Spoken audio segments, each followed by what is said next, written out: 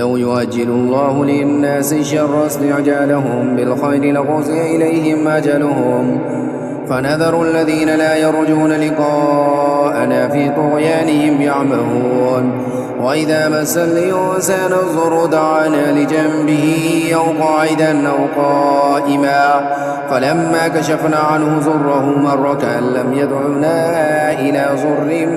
مسه كذلك زين للمسرفين ما كانوا يعملون ولقد أهلكنا القرون من قبلكم لما ظلموا وجاءتهم رسلهم بالبينات وما كانوا ليؤمنوا كذلك نجزي القوم المجرمين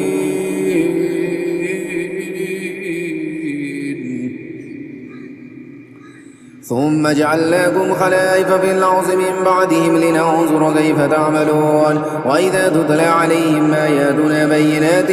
قال الذين لا يرجون لقاءنا ائت بقرآن غير هذا أو بدل قل ما يكون لي أن أبدله من تلقاء نفسي إن أتبع إلا ما يوحى إلي إني أخاف إن عصيت ربي عذاب يوم عظيم